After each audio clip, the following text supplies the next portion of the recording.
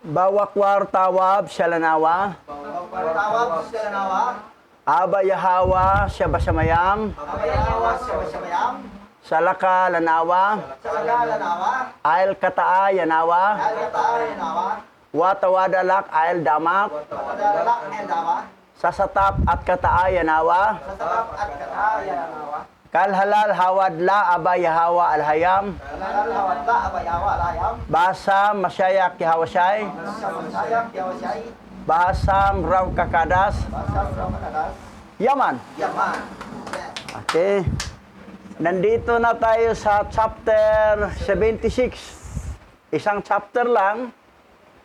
At hindi to ganong mahaba. Sa Book of Jasher. Hanggang 91 to eh. So, okay.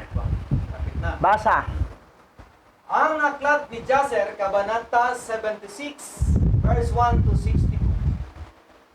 At si Moises na anak ni Amram ay hari pa rin sa lupain ng Kas noong mga araw na iyon. At siya ay umunlad sa kanyang kaharian at kanyang pinamunuan ang pamamahala ng mga anak ni Kas sa katarungan, sa kabutihan at katapatan. At inibig ng lahat ng mga anak ni Kas si Moises sa lahat ng mga araw na siya'y naghari sa kanila. At lahat ng mga nananahan sa lupain ng Kas ay natakot na mainam sa kanya.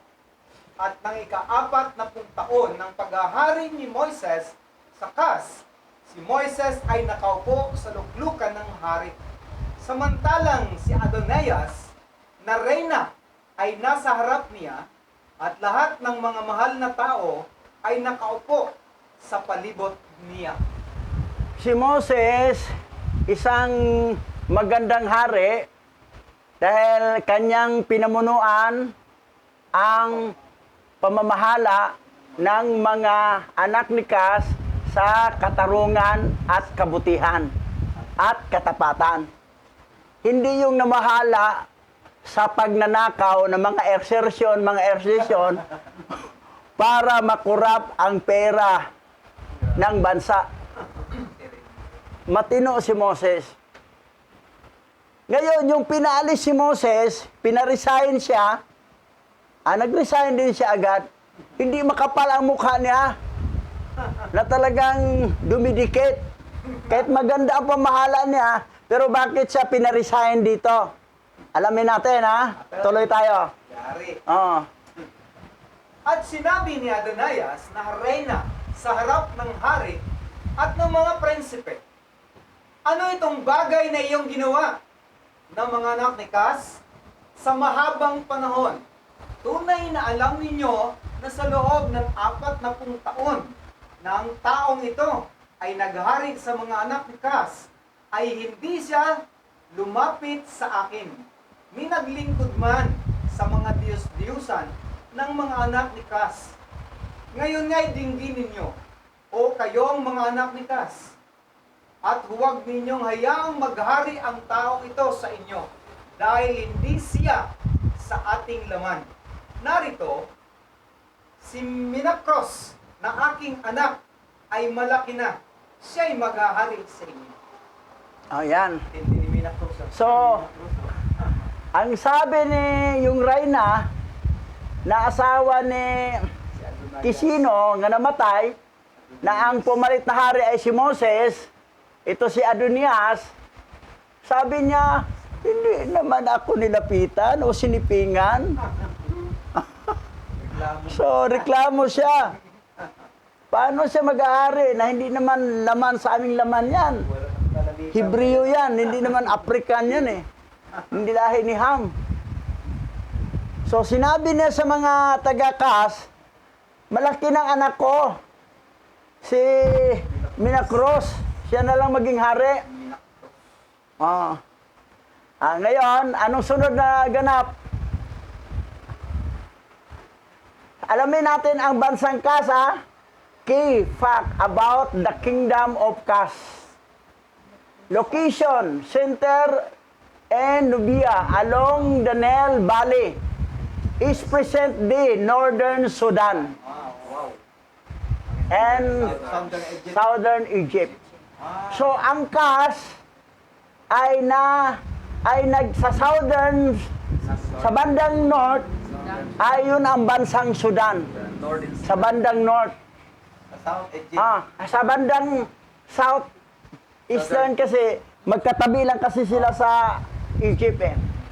So yun ang CAS na pinaharian ni Moses. Ngayon, the kingdom of CAS is also known as Kassite Empire. Or simply CAS was an ancient kingdom of Nubia, centered along the Nile Valley in the area of the northern Sudan and southern Egypt. The region, yan, babasa sa Wikipedia yan. So ang bansang Sudan, yun ang dating bansang Kingdom of CAS. Yan. Ngayon, northern ang binanggit. Anong iba sa parte? Okay, dito ha. Bakit isinalin ang CAS bilang Ethiopia kung ang lupain ay malinaw na Sudan? Napansin ko na ang CAS ay isinalin bilang Ethiopia. At ang pangalan ng ikalawang ilog ay Gihon. Ito rin ang pumapalibot sa buong lupain ng Ethiopia. Kahit yung nagsalin ko, ang CAS, minsan lumabas Ethiopia talaga siya. Ang salitang Ethiopia ay isinalin mula sa salitang Hebreo na CAS. Ipinapakita ng mga mapa na ang CAS ay mula sa lupain ng Sudan. Isinasaad pa nga ng wiki na ang CAS ay mula sa Sudan. Yan nakalagay. Kaya bakit isinalin ito ng Biblia bilang Ethiopia? Kasi ang CAS ay naging bansang Sudan at bansang Ethiopia. Kasi ang sabi dito, ang Ethiopia, yung ilog Gihon, ay nga nakapalibot sa buong lupain ng Ethiopia. Ano yung Gihon? Yung sa CAS. So ang Sudan, part ng northern lang siya. Sa northern. Ngayon, ang sabi rito, pangalan ng Ethiopia. Ang Ethiopia ay dating ginagamit upang tumukoy sa Egypto, Sudan, at Abyssinia. Ngunit kung ang Abyssinia, lupain ng Habisha, ay ang ibig, yun ang sabi dito na malinaw na ang CAS, yung bandang north, ang bansang Sudan, ang bandang south ay bansang Ethiopia. Ngayon, the kingdom of CAS. CAS was a kingdom in northern Africa, in the region of corresponding to the modern day Sudan. The large region around CAS later referred to as. Kasi ang ilog ng Gihon na nakapalibot sa Ethiopia, yun yung CAS. Therefore, yung Ethiopia at saka yung Sudan ay dating bansang CAS. Yan. Ngayon, grabe ang kaguluhan sa Sudan War.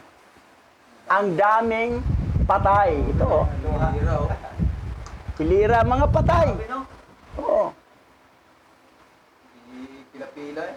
Oh, yan. Ayun yun. Oo, dalawang Sudan. bata, oh. Yan mga mukha nila, mga itim.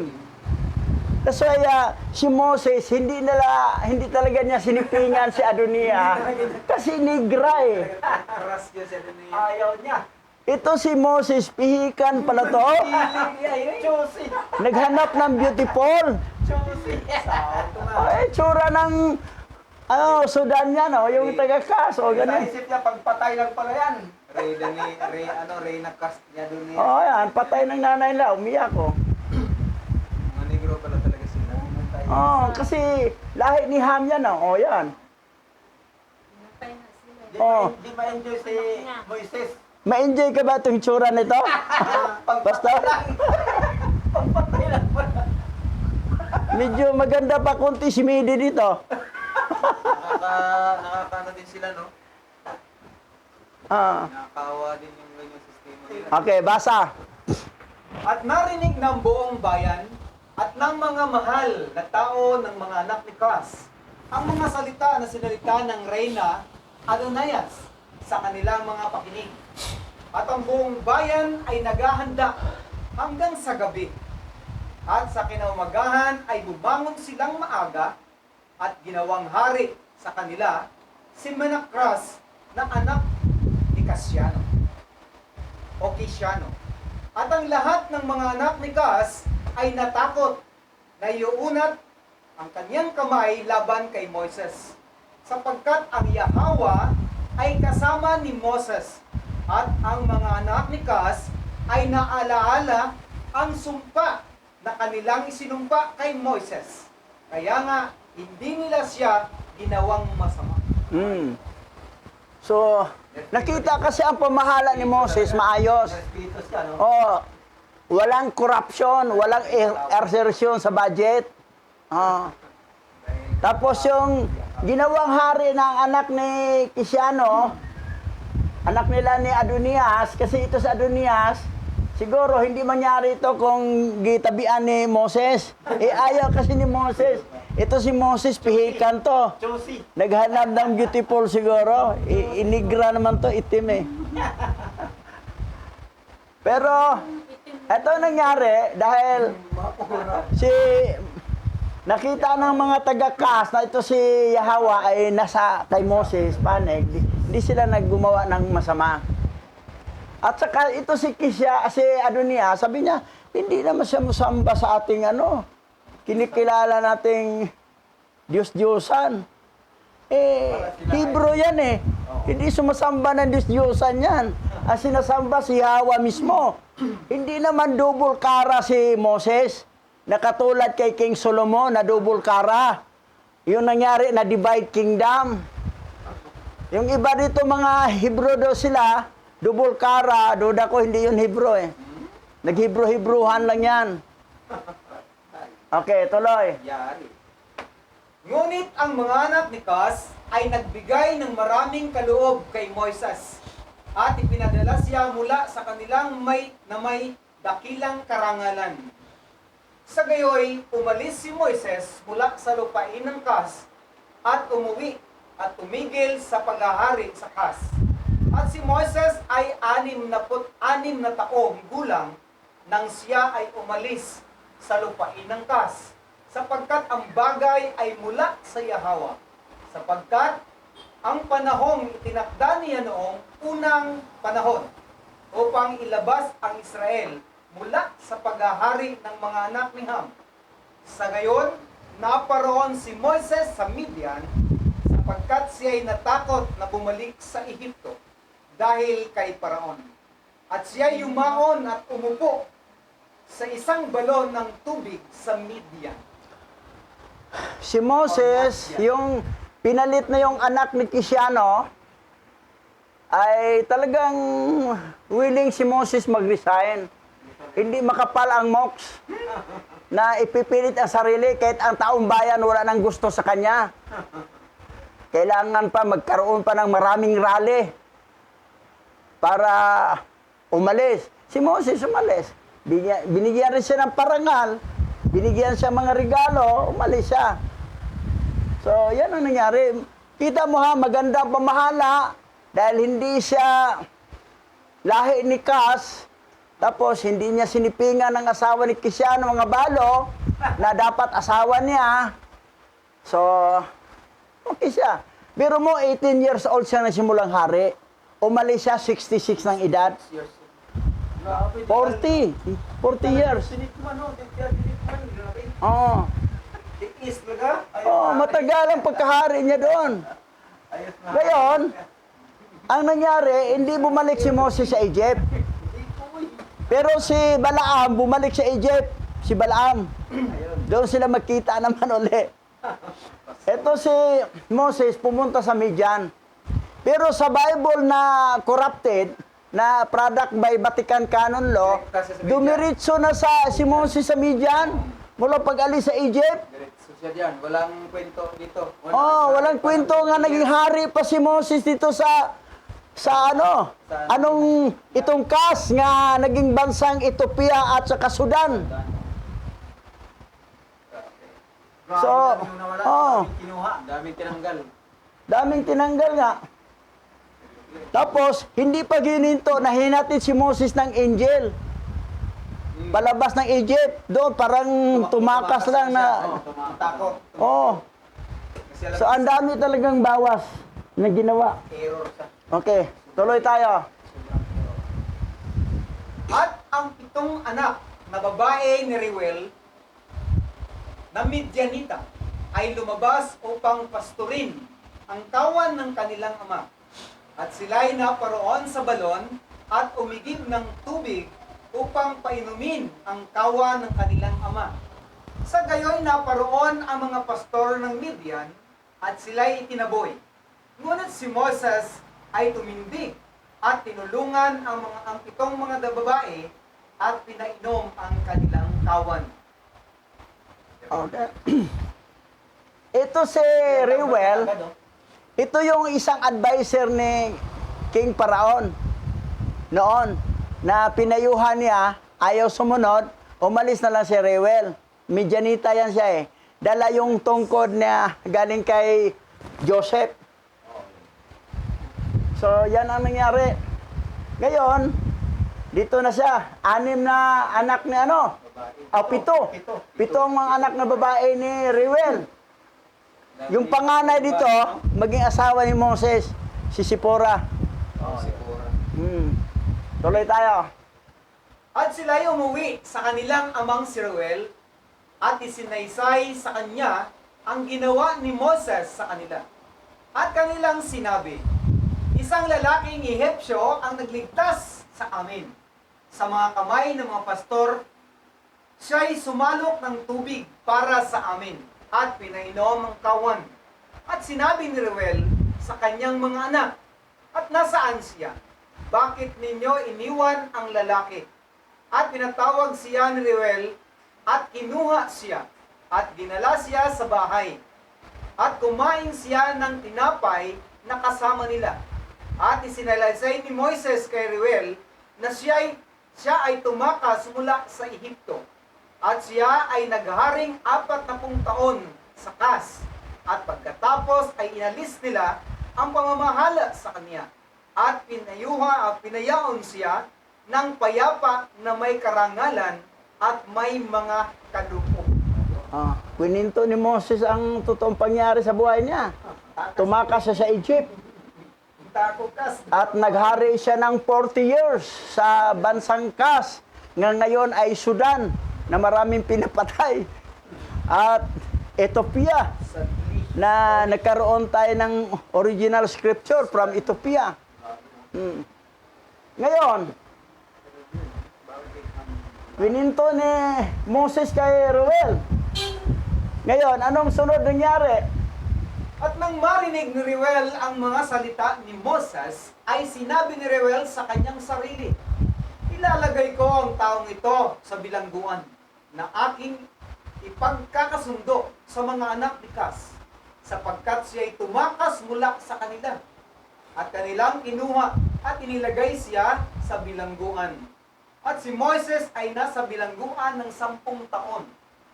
At samantalang si Moises ay nasa bahay ng bilangguan, Si Sipora na anak ni Reuel ay naawa sa kanya at inilalayan siya ng tinapay at tubig sa lahat ng panahon. At ang lahat ng mga anak ni Israel ay nasa lupain pa ng Ehipto na naglilingkod sa mga Ehipsyo sa lahat ng paraan ng pagpapagal. At ang kamay ng Ehipsyo o Ehipto ay nagpatuloy sa paghihirap sa mga anak ni Israel ng mga araw na yaon. Yung binalita ni Moses kay Reuel na Midianita, natakas ka pala mula sa Egypt. Delikado, hanapin ka, papatayin ka nila. Saka ikaw, umalis ka rin sa Kas. Gusto niya ipagkasundo doon sa Kas. So, ikulong mo na kita. Eh, baka hanapin ka, baka patayin ka. Sa kulungan ka, di ka nila mapatay. Para masipti ang buhay mo. Oh. Yung ang pagpakulong ni Reuel kay Moses, tulong niya kay Moses Oo. na hindi siya mapatay. Oh. 10 taon tumagal. 10 years. Ano? Ilang po ka doon na 10 years? Grabe. Pero sinuplayan naman sa pagkain na May taga-alala. alalay naman. Oh. House arrest yun, sa bahay naman eh. Oo. Mm. Okay, tuloy tayo. Oh, meron na pala doon kay Estrada, kay Iraq. Nang panahong yaon ay sinaktan ni Yahweh si Paraon na hari sa Ehipto. At kanyang pinahirapan ng salot na ketong mula sa talampakan ng kanyang paa hanggang sa buo ng kanyang ulo o bao ng kanyang ulo. Dahil sa malupit na pagtrato sa mga anak ni Israel, ay ang salot na ito noong panahong iyon mula sa Yahweh kay Paraon na hari ng Ehipto. Sapagkat dininig ni Yahweh ang panalangin ng kanyang bayan na mga anak ni Israel at ang kanilang daing ay umabot sa kanya dahil sa kanilang pagpapagaan. Oh, biro mo, kawawa ang mga Israelita eh. Talagang hinigpitan talaga ni Paraon. Pinatrabaho ng pinakayod ng husto. Mas malupit pa kila Gerbert at saka kila GP. Mas malupit pa to. Malupit yan sila, pero mas malupit pa to si Paraon. Oo, yan. Pero pinarusahan ni Yahweh. Nagkaroon ng kitong si Paraon. Mula pa hanggang pao ng Okay, tuloy. May kitong meken eh. Ang kanyang galit ay hindi humihiwalay sa kanila. At ang kamay ni Paraon ay nakaunat pa rin laban sa mga anak ni Israel. At si Paraon ay nagmamatigas laban sa Yahweh.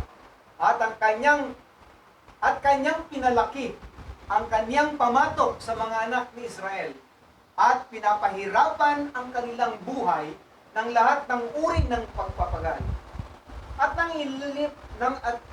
nang ilapat ni Yahweh ang salot kay Paraon na hari ng Ehipto, hiniling niya sa kanya o sa kanyang mga pantas at sa lamangkero na pagalingin siya. At sinabi sa kanya ng kanyang mga pantas at mga mangkukulam, kung ang dugo ng maliliit na bata ay ilalagay sa iyong mga sugat, tiyak na ikaw ay gagaling.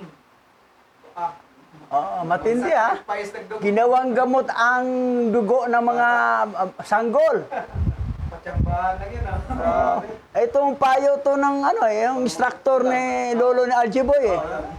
Yan ang nagpayo eh. So, Kanila pala nagsimula yung alay-alay ng tuloy tayo. At tininig sila ni Paraon at sinugo ang kanyang mga lingkod sa Gusen sa mga anak ni Israel upang kunin ang kanilang maliliit na anak. At ang mga lingkod ni Paraon ay yumaon at kinuha ang mga sanggol ng mga anak ni Israel mula sa mga sinapupunan ng kanilang mga ina at kanilang dinala araw-araw kay Paraon. Isang bata araw-araw at pinatay sila ng mga manggagamot at inilipat ang dugo ng sanggol sa kanyang mga sugat at gayon ang ginawa nila sa lahat ng araw. At ang bilang ng mga sanggol na pinatay ni Paraon ay 375. 375 kasanggol lahat. Araw-araw isang sanggol. Grabing napatay ng Doon pa sa mga anak ni Israel, ng mga sanggol. Mga bata pa. Kasi yun ang payo ng Mangkukulam. mga alalay ni Diablo eh. Yung mga mangkukulam na yan eh. Yung mangkukulam, yung pala mga aswang, no? Grabe. Oo. Totoo pala yan. Pero mo, dugo daw ng sanggol Pinapantay, grabe. para gumaling ang sugat niya kanang kitong. Isang kasamaan nga, ano yan eh. Nakaabot ng 375, hindi man gumaling. Oo. Oh, tuloy tayo. Sa uway kami mangkukulam. Ngunit hindi dininig ni Yahweh ang mga manggagamot ng hari sa Ehipto, at ang salot ay lumala ng malakas. At si Paraon ay 10 taon na dinapuan ng salot na yaon. Gayunpaman, ang puso ni Paraon ay lalong nagmamatigas laban sa mga anak ni Israel. At sa pagtatapos ng 10 taon, patuloy na pinapahirapan ni Yahweh si Paraon ng mapangwasak na mga salot. At sinaktan siya ni Yahweh ng isang masamang bukol at sakit sa tiyan. At ang salot na iyon ay naging isang matinding bukol. Hindi lang kitong ha, bukol na. Bukol na eh. Pero mo ha, pero na-damage yung ano, yung 375 na sanggol ng mga anak ng Israelita. Grabe, no? Pinatay, akala nila gagaling ang mga kitong, mga sugat ni Paraon. Hindi nga eh, kasi si Yahweh is in control. Kung ano-ano bang mga gamot yan, pag kalooban ni Yahweh ang gagaling ka talaga. Eh paano gagaling na puro pinigpitan yung mga anak ng mga bayan ni Yahweh? Ang kanyang bayan. Okay, tuloy tayo. Nang panahong yaon, ang 2 lingkod ni Paraon ay nagmula sa lupain ng Gusen na kinaroroonan ng lahat ng mga anak ni Israel. At naparoon sa bahay ni Paraon at nagsabi sa kanya, "Nakita namin ang mga anak ni Israel na nanghihina sa kanilang gawain at pabayak sa kanilang paggawa." At nang marinig ni Paraon ang mga salita ng kanyang mga tagapangasiwa, ang kanyang galit ay nagningas na mainam laban sa mga anak ni Israel, sapagkat siya'y totoong nalungkot sa kanyang kirot sa katawan. Grabe. Oh. Biro mo ha, Nalungkot ko sa... nalaman na nagpa-banjing-banjing ng mga Israelita magtrabaho, nagalit. Pupuntahan ni Paraon yan. Nagningas Oo. na mahina. Talagang hindi niya alam na yung karamdaman niya, yun ang sanhin sa pagpahirap niya sa mga Israelita. Oh, lalong lumala. Pag pahirapan niya, lalong lumala. Instead kitong la, may bukol pa. Sakit sa tiyan. Okay, tuloy tayo. At siya'y sumagot at nagsabi, "Ngayong nalalaman ng mga anak ni Israel na ako'y may sakit, at sila'y hindi nagtatrabaho, at nililibak nila ako. Ngayon ihanda ninyo sa akin ang aking karo, at ako'y paroroon sa Gusen, at aking makikita ang panunuya ng mga anak ni Israel na kanilang tinutuya ako. Kaya't inihanda ng kanyang mga lingkod ang karo para sa kanya, at kanilang kinuha at pinasakay siya, sapagkat hindi siya makasakay sa kanyang sarili. Ay, oo. Grabe, At siya'y nagsama ng 10 mga ngabayo at 10 lalaking naglalakad, at naparoon sa mga anak ni Israel sa Gusen." So, sabi ni Paraon, puntahan natin. Tinutuya pala ako ha, dahil may sakit ako. Sige, punta ako, tingnan natin. So, hindi alam ni Paraon na yan ang sanhi sa pagka-aksidente niya. Diyan siya matuluyang matigok. Okay, tuloy tayo. At nang sila'y dumating sa hangganan ng Ehipto, ang kabayo ng hari ay dumaan sa isang makipot na dako na nakataas sa guwang na bahagi ng ubusan at nababakuran sa magkabilang panig, at ang mababang lupain ay nasa kabilang dako. At ang mga kabayo ay nagsitakbuhan ng matulin ng dakong yaon o sa dakong yaon, at nagsiksikan sa isa-isa. At ang ibang mga kabayo ay nagsiksikan sa kabayo ng hari, at ang kabayo ng hari ay nahulog sa mababang kapatagan, habang ang hari ay nakasakay doon. At nang siya ay mahulog, at nang siya ay mahulog, ang karo ay tumama sa mukha ng hari, at ang kabayo ay nakapatong sa hari. At ang hari ay sumigaw, sapagkat ang kanyang laman ay napakasakit. Yan. Biro mo ha? Bumagsak ang hari, yung karo, tumama sa kanya, pati yung kabayo. Yan. Kasi, gilupitan niya ang mga Israelita na bayan ng Israel, bayan ng Yahweh. Instead na mamahalin niya ang mga Israelita, nagmamalupit siya.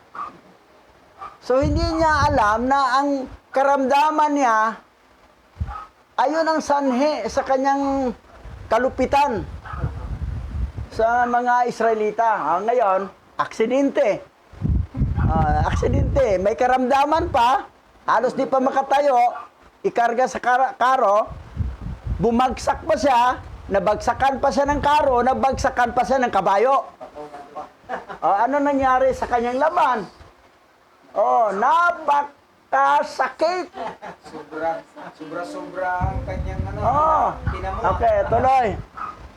At ang laman ng hari ay napunit mula sa kanya, at ang kanyang mga buto ay nabali at hindi siya nakasakay, sapagkat ang bagay na ito ay mula sa Yahweh sa kanya, sapagkat dininig ni Yahweh ang mga daing ng kanyang mga tao na mga anak na Israel at ang kanilang paghihirap. At pinasan siya ng kanyang mga lingkod sa kanilang mga balikat ng paunti-unti, at dinala nila siya pabalik sa Ehipto. At ang mga kabayo na kasama niya ay bumalik din sa Ehipto, at inilagay nila siya sa kanyang higaan. At nalaman ng hari na malapit na siyang mamatay, kaya si Aparanit na reyna na kanyang asawa ay dumating at umiyak sa harap ng hari. At ang hari ay umiyak ng labis na pag-iyak na kasama niya. Yan. Yan ano pala? Yan ano pala eh. Pupunta pa kasi ng Gosen. Na-aksidente siya tuloy. Anong nangyari sa laman niya? Napunit. Napunit. Ang mga buto niya. Nabali. Bali. Yan. Kung nandyan lang siya sa palasyo, Isa siya na dahil na-intriga siya na pinagtawanan na siya na may sakit, mirise, pinaglupitan nyo kami, ano nangyari? Biro mo, mga sanggo lang ha? Kinuha, pinatay para magamit ang dugo, para gamot niya, hindi naman siya na gumaling. Kasi ang kagalingan na kay Hawa lang, kahit anong klaseng gamot yan, pag hindi yan niloob ni Hawa, hindi ka talaga gagaling. Kailangan talaga, panig mo si Hawa. Kasi kung kalaban mo si Hawa, kahit pa yung gamot na yan, nasabi ng mga nagsabi na epektibo to, hindi yan mag-iepektibo hanggat kalaban mo si Hawa. Na kailangan talaga, lagi nating tayo ay hindi sumuhay kay Hawa. At lagi tayong masunurin kay Hawa at na may takot sa Kanya. Kasi yung gumagawa ng kasamaan, walang takot kay Hawa yun eh. Yan ang nangyari. Okay, tuloy tayo. At ang lahat ng kanyang mga mahal na tao at mga likod ay nagsiparoon ng araw na yaon, at nakita ang hari sa kapighatiang yaon at umiyak ng mainam na pagtangis na kasama niya. At ang mga prinsipe ng hari at ang lahat ng kanyang mga tagapayo ay nagpayo sa hari na gawing maghari ang isa na kahalili niya sa lupain. Sino mang pipiliin niya sa kanyang mga anak. At ang hari ay may 3 anak na lalaki at 2 anak na babae na ipinanganak sa kanya ni Aparit o Aparanit. Hindi nang hirap basahin na reyna ng kanyang asawa. Bukod pa sa mga anak ng hari sa mga babae. May mga anak pa Bukod sa sa iba, oh. Aparanit. Oo. Si Aparanit ay 5 anak. Oo. 3 babae. 5. Yung pangalan nila si Batia yon. Yung inampon si Moses. Oo, si Ah. Batia yan. Yung panganay. Tuloy. At ito ang kanilang mga pangalan.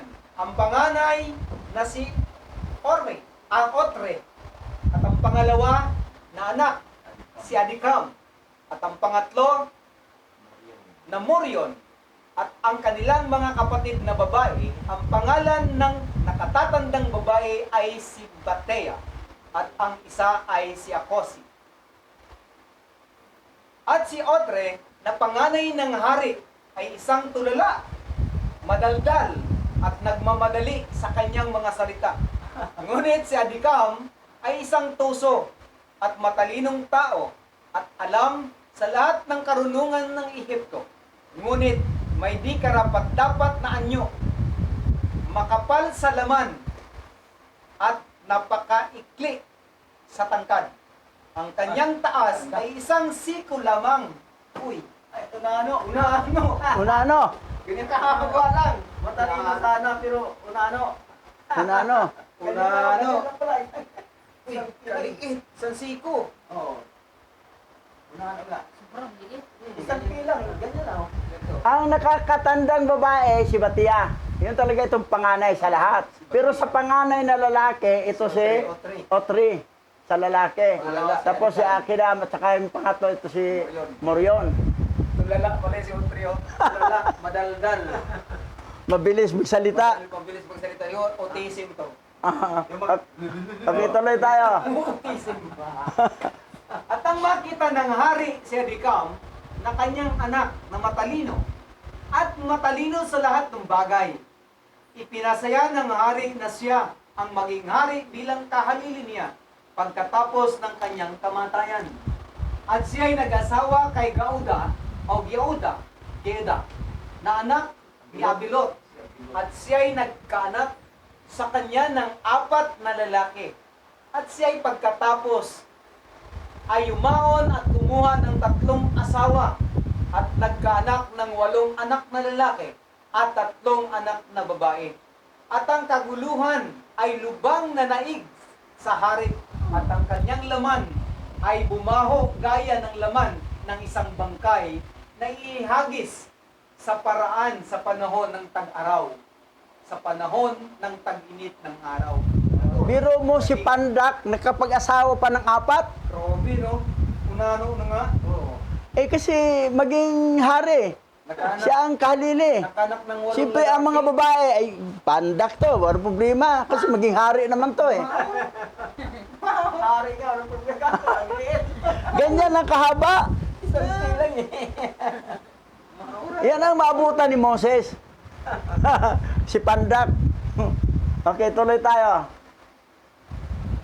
At ang lahat ng kanyang mga mahal na tao at mga lingkod ay nagsiparoon ng araw na yaon at nakita ang hari sa kapighatiang yaon at umiyak ng mainam na pagtangis na kasama niya.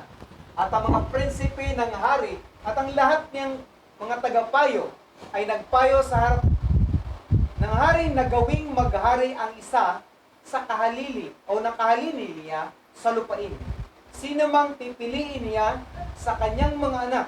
At ang hari ay may 3 anak na lalaki at 2 anak na babae na ipinanganak sa kaniya ni Aparanit na reyna na kanyang asawa. Bukod pa sa mga anak ng hari sa mga babae.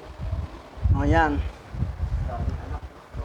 So, ayan, naghanap na kasi malapit nang mamatay itong itong malupit. Pero, sabi ng mga Israelita, pag mamatay itong hari nito, si Meloy pangalan, ang papalit daw na anak, baka maluag na daw. Mas matindi pa to sa tatay. Ito si Pandak.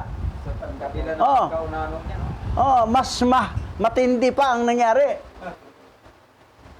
So, tuloy tayo. Matalino sana. O, tuloy. At nang makita ng hari ng kanyang karamdaman ay lumakas ng gusto sa kanya. At kaniyang iniutos na dalhin sa kanya ang kanyang anak na si Adikam. At ginawa nila siyang hari sa lupain na kahalili niya. At sa katapusan ng 3 taon, ang hari ay namatay sa kahihiyan ng kahihiyan at pagkasuklam. At dinala siya ng kanyang mga lingkod at inilibing sa libingan ng mga hari sa Ehipto sa Suwan, Misraim. So, namatay na may kahiyan. Kahihiyan, diubli pa, inulit Oh, pa. kasi matinding karamdaman eh. Kahihiyan ng Oh. kahihiyan. Bumaho ng bumaho. Grabe. Mm. Parang bangkay rin, tinapos. Tuloy.